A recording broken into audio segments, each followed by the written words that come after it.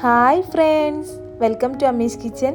ഇന്ന് നമ്മൾ തയ്യാറാക്കാൻ പോകുന്നത് വളരെ സിമ്പിളായിട്ട് തയ്യാറാക്കാൻ പറ്റിയ ഒരു ബ്രെഡ് പോള റെസിപ്പിയുമായിട്ടാണ്. അപ്പോൾ നിങ്ങൾ ആദ്യമായിട്ടാണ് എൻ്റെ വീഡിയോ കാണുന്നതെങ്കിൽ പ്ലീസ് ഒന്ന് സബ്സ്ക്രൈബ് ചെയ്യണേ. അപ്പോൾ നമുക്ക് വീഡിയോയിലോട്ട് പോകാം. നമ്മുടെ ഈ ബ്രെഡ് പോള റെസിപ്പി തയ്യാറാക്കാൻ വേണ്ടിയിട്ട് ഞാനിവിടെ ഒരു 7 ബ്രെഡ് എടുത്തിട്ടുണ്ട്. അത് ഇതുപോലെ തന്നെ അതിൻ്റെ സൈഡ് ഒന്ന് കട്ട് ചെയ്തെടുക്കണം. 4 സൈഡും ഇതുപോലെ തന്നെ നന്നായിട്ട് തന്നെ ഒന്ന് കട്ട് ചെയ്ത് കൊടുക്കണം.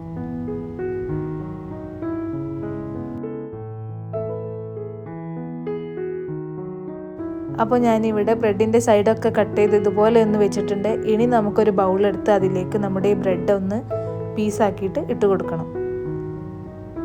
ഇതുപോലെ എല്ലാ ബ്രെഡും നമുക്ക് ചെയ്തെടുക്കാം.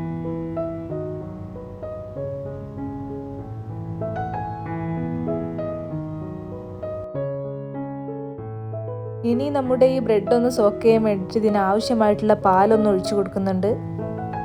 അപ്പോൾ നമുക്ക് ഇത് പാലൊഴിച്ച് കൊടുത്ത് ഒരു 5 മിനിറ്റ് നമുക്കിതൊന്ന് സോക്ക് ചെയ്യാൻ വെക്കണം.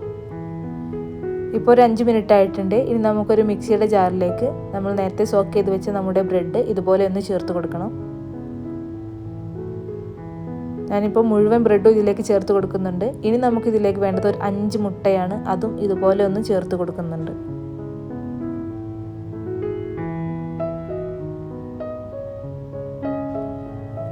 ഇനി നമുക്കിതിലേക്ക് വേണ്ടത് ഒരു 1/4 കപ്പ് പഞ്ചസാരയാണ്. അതും കൂടി ഞാനിവിടെ ചേർത്ത് കൊടുക്കുന്നുണ്ട്. അതുപോലെ തന്നെ ഒരു 1/4 കപ്പ് പാൽപ്പൊടി കൂടി ഞാനിവിടെ ചേർത്ത് കൊടുക്കുന്നുണ്ട്. ഇനി ഇതെല്ലാം കൂടി നന്നായിട്ട് തന്നെ ഒന്ന് ബീറ്റ് ചെയ്തെടുക്കണം.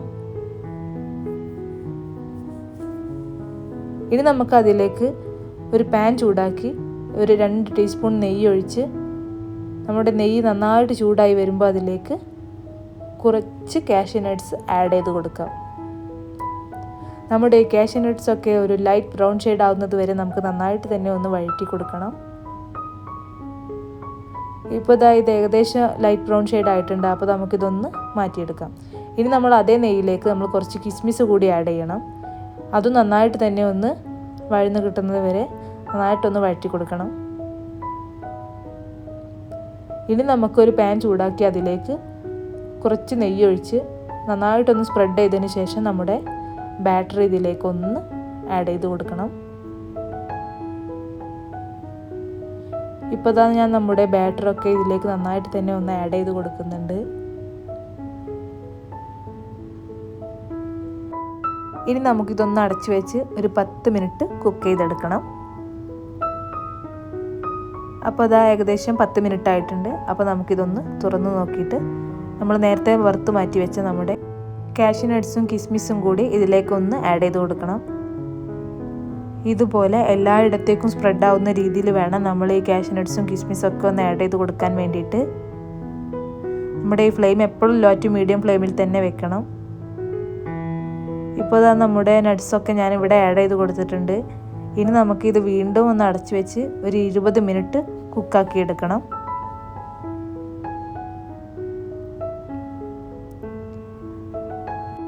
അപ്പോൾ ഏകദേശം ഒരു 20 മിനിറ്റ് ആയിട്ടുണ്ട്. അപ്പോൾ ഇതൊന്ന് തുറന്ന് നോക്കാം. അപ്പോൾ നമ്മുടെ ബ്രെഡ് പോളയൊക്കെ ഇവിടെ റെഡി ആയിട്ട് കിട്ടിയിട്ടുണ്ട്. അപ്പോൾ ഇനി നമുക്കിതൊരു ബൗളിലേക്ക് സെർവ് ചെയ്യാം. അപ്പോൾ നമ്മുടെ സിമ്പിളായിട്ടുള്ള ബ്രെഡ് പോള റെസിപ്പി നിങ്ങളെല്ലാവരും വീട്ടിൽ ട്രൈ ചെയ്ത് നിങ്ങളുടെ കമൻറ്റും ഫീഡ്ബാക്കൊക്കെ മറക്കാതെ തന്നെ അറിയിക്കണം. നിങ്ങൾക്ക് ഈ വീഡിയോ ഇഷ്ടമായാൽ ലൈക്കും ഷെയറും സബ്സ്ക്രൈബും ചെയ്യണേ. Thanks for watching.